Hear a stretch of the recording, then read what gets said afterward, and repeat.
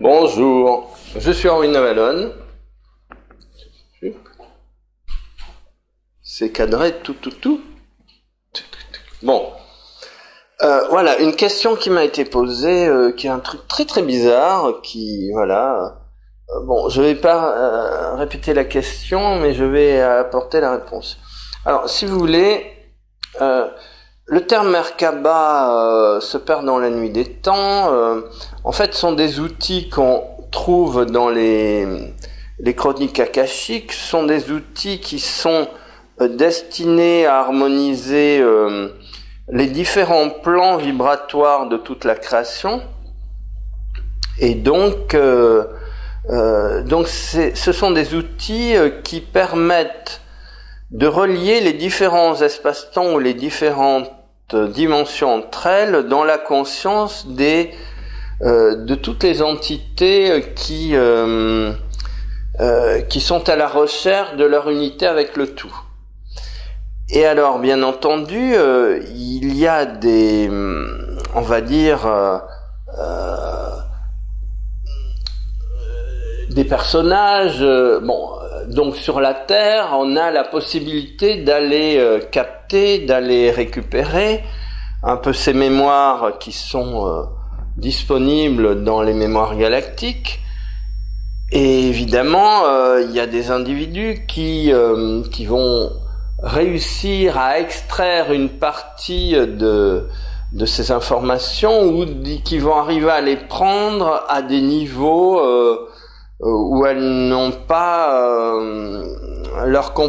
encore leur complétude, ce qui fait que eh bien il y a des gens qui disent avoir récupéré l'aspect masculin de la Merkaba, d'autres l'aspect féminin, nanana.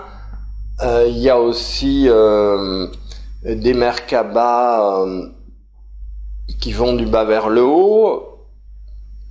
Voilà, mais ce sont des aspects extrêmement partiels et fragmentaires de la Merkaba. Par exemple, en 1999, j'étais dans le désert du Sinaï quand quelqu'un me parle pour la première fois de Merkaba. Je crois que c'était le 8 août 1999. Le 11 août, il y avait une cérémonie que j'avais organisée dans la grande pyramide pour l'éclipse solaire. Et là aussi, toute une histoire, balabala. Dans certains bouquins, je raconte ça. Et puis, bref, ça fait tilt.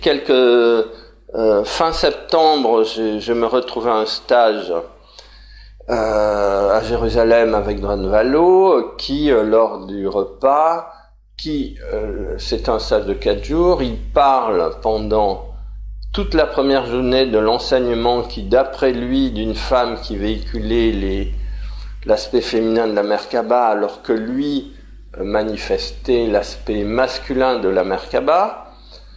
Alors cette femme s'appelait Colette, ça faisait en 99, 15 ans que je suivais son enseignement à Jérusalem au moins un mois par an. Et nous étions 72, j'étais le seul élève direct de Colette, ce qui fait que Dran Valo, à plusieurs reprises, m'a demandé d'intervenir à ses côtés. Et puis le troisième jour, il était assis à côté de moi, et il est venu s'asseoir à côté de moi. Je lui ai demandé si je pouvais enseigner ce qu'il faisait en même temps que l'enseignement de Colette. Il a dit, vas-y, tu seras le premier sur cette planète à enseigner simultanément l'aspect masculin et l'aspect féminin de la Merkaba. Donc, si vous voulez, je n'ai jamais enseigné l'aspect féminin de la Merkaba. Oui, je l'enseigne au travers des stages de rêve éveillé, qui était l'outil numéro 1 que Colette enseignait. Mais dès que j'ai enseigné les outils de méditation Merkaba, j'ai enseigné l'aspect masculin et l'aspect féminin ensemble, c'est-à-dire le travail que préconisait Dran Valo en même temps que celui que j'avais étudié avec Colette. Dran Valo a eu beaucoup de difficultés au début. Sa femme était une élève de Colette, sa femme de l'époque, et à chaque fois qu'il avait une difficulté. Il a sa femme appelée Colette qui donnait le pourquoi à distance et des difficultés que Dan Valo avait avec ses élèves. Et c'était parce que son enseignement était trop mental, trop électrique et ne tenait pas compte de l'émotionnel, et donc il y a des élèves qui partaient en tilt. Et voilà, bon, donc je n'ai jamais enseigné l'aspect féminin de la Merkaba. J'ai toujours enseigné l'aspect masculin en lien avec l'aspect féminin, les deux ensemble. Après quoi, et donc ces deux outils, ils vont du bas vers le haut. C'est-à-dire qu'ils essaient désespérément de nous permettre d'intégrer l'homme angélique et de passer de notre état d'homme animal à l'état d'homme angélique. Mais ça me paraissait, je sentais qu'il y avait autre chose. Donc j'ai fait une recherche, et il y avait un Australien qui avait mis en place un autre outil de Merkaba qui était un outil de Merkaba multidimensionnel. Donc il venait de mourir, je suis allé étudier avec un de ses élèves aux États-Unis, et à ce moment-là, j'ai commencé à apprendre un outil multidimensionnel de conscience, c'est-à-dire que l'ascenseur multidimensionnel qu'enseignait Dan Valo allait du 3e au 4e étage d'un immeuble, et on pouvait pas aller plus loin, c'était bloqué au 4e, et avec cet outil-là, on pouvait aller jusqu'au 13e étage, donc c'était un saut quantique de qualité. Et puis le problème qui s'est posé, c'est que le personnage en question ne donnait pas d'outils de nettoyage émotionnel qui équilibrait les expansions de conscience qu'il préconisait, et donc les gens qui suivaient son enseignement se prenaient tous pour Dieu le Père, tous les prophètes et tous les machins, et donc j'ai vu à quel point ça aboutissait à une expansion exponentielle de l'ego, et donc il m'est apparu fondamental à partir de là que donc ces outils, plus les outils sont puissants, plus ils deviennent, plus ils se renversent en des outils ténébreux. Et là j'ai compris que la base, le fondement, c'était le nettoyage. Il n'y a rien de plus important. Sans nettoyage, on ne peut pas traverser les espaces-temps et obtenir des gardiens du seuil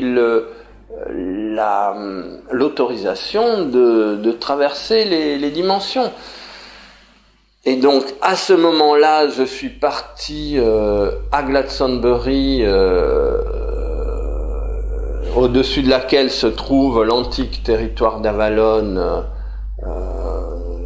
C'était en 2011, je crois, et pendant une semaine, dans la petite chapelle en ruine de la cathédrale en ruine de Glastonbury, petite chapelle qui est censée avoir été construite par Joseph d'Arimathie en 63 après Jésus-Christ, et que la légende indique être la chapelle la plus ancienne de toute la chrétienté. Et bien dans cet endroit, pendant une semaine, j'ai téléchargé l'information que je transmets dans les méditations Merkaba Matrimondir, qui n'a rien de féminin, qui n'a rien de masculin, qui est un outil multidimensionnel de connexion avec la source, et qui permet à partir de là de se reconnecter avec tous les niveaux de mémoire multidimensionnelle de disponible dans l'univers. Et je dis pas que c'est terminé, je dis pas qu'il n'y a pas encore des outils plus performants disponibles dans la chronique akashique, mais en tout cas, je tenais vraiment à spécifier que qualifier de féminin ou de masculin, c'est une aberration, puisque déjà, si on qualifie quelque chose de masculin ou de féminin, on le définit comme quelque chose de dangereux et de déséquilibré, donc je m'insurge totalement contre cette appellation. Et puis, quelque chose ne peut pas être masculin ou féminin, ça n'a pas de sens. Et puis, d'autre part, c'est un outil qui transcende les limitations de l'espace-temps terrestre dans lequel nous vivons et qui, par la connexion simultanée de tous les niveaux de conscience que chaque être humain porte en lui mais qu'il a oublié et qu'il ne sait pas comment manifester, eh bien on a un outil d'accélération considérable des mécanismes de conscience, puisque tout le travail se fait du bas vers le haut, du divin vers l'humain, ce qui est l'unique condition pour accélérer tous les processus de transformation de la conscience humaine en conscience divine. Voilà, donc je tenais vraiment à faire cette rectification par rapport à des définitions dont je ne sais pas d'où elles sortent et qui n'ont pas de sens. Voilà. Donc c'est un outil à la fois masculin et féminin qui réunit les deux pôles, qui réunit le pôle masculin et féminin et qui réunit le haut et le bas en permettant que le haut prenne le contrôle de toute l'opération, et à partir de là, c'est un outil d'accélération considérable de la descente ou de la révélation de la force de la lumière de l'univers à l'intérieur de la matière et de la conscience humaine.